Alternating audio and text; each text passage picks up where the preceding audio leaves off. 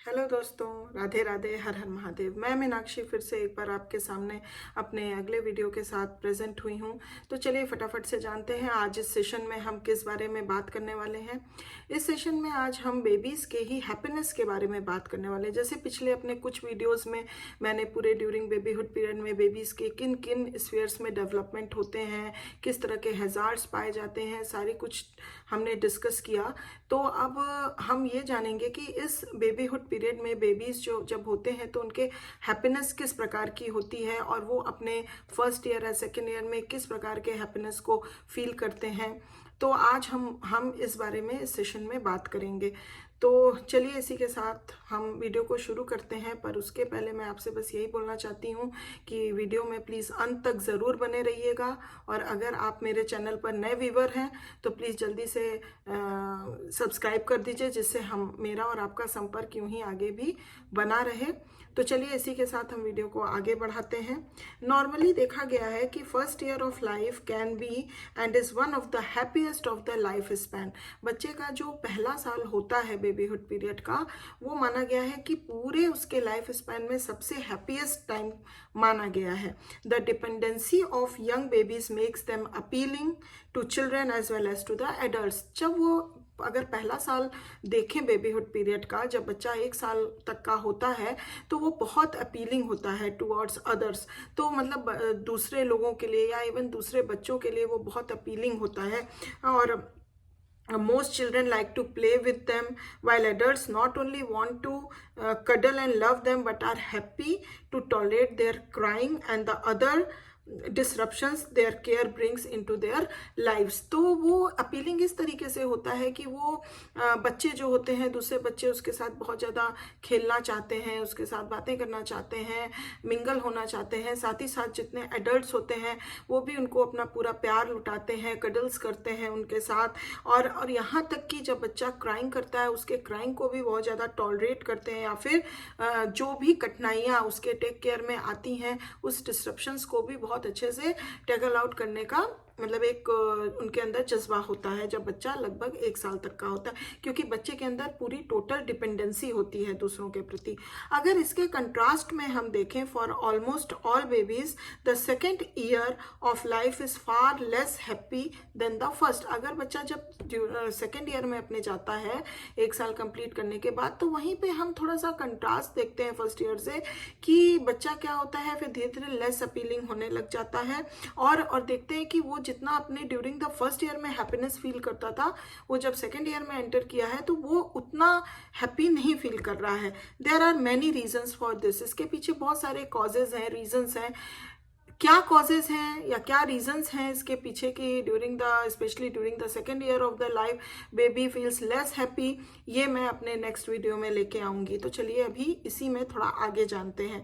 Not all babies, it is important to recognize, have some reason to be unhappy as babyhood draws to a close, nor are babies who have one or more reasons for unhappiness always unhappy।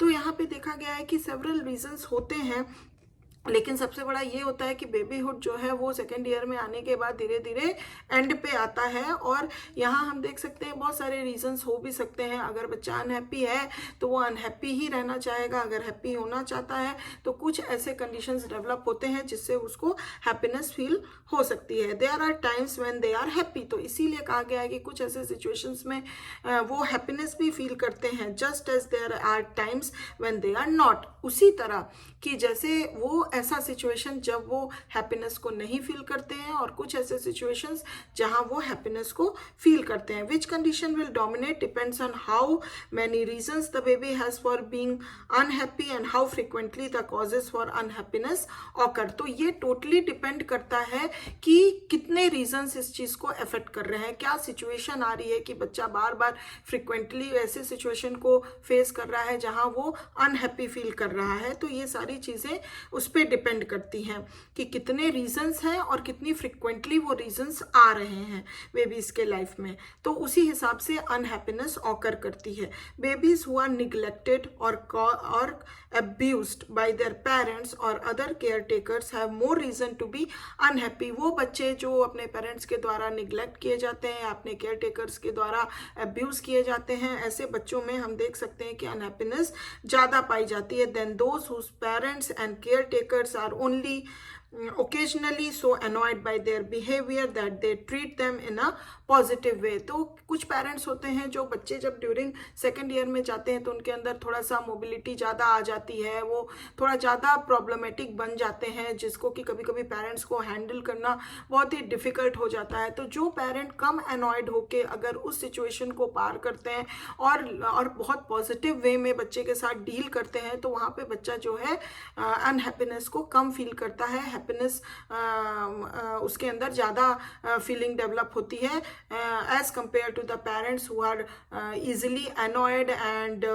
abuse the child and neglect the child and reject the child। तो इस condition में बच्चा जो है unhappiness feel करता है। Generally most babies have more reasons to be unhappy during the second year of life than during the first. लेकिन generally अगर हम देखें तो मोस्ट ऑफ द बेबीज जो होते हैं अपने सेकेंड ईयर ऑफ लाइफ में ज़्यादा अनहैप्पीनेस को फील करते हैं rather than their first year of life. तो इस तरह से हम जाने कि अनहैप्पीनेस एंड हैप्पीनेस का क्या मापदंड होता है और वो कौन से साल में फर्स्ट ईयर में बच्चे में ज़्यादा हैप्पीनेस पाई जाती है as compare to when babies enter to his or her second year of life span। तो इस तरह से हम जाने अब इस अनहैप्पीनेस के पीछे क्या कारण है, क्या कॉजेज हैं, कुछ रीजंस हैं इसके पीछे, वो मैं अपने अगले वीडियो में लेके आऊँगी। और thanks for watching my video. और अगर आपको ये इन्फॉर्मेशन पसंद आई है तो प्लीज़ एक लाइक ज़रूर दे दीजिए, और अभी तक सब्सक्राइब नहीं किया है तो प्लीज़ जल्दी से सब्सक्राइब कर लीजिए, जिससे आप मेरे आगे आने वाले हर वीडियो का फ़ायदा उठा सकें। और तब तक के लिए अपना ध्यान रखिए, ख्याल रखिए, टेक केयर, बाय बाय।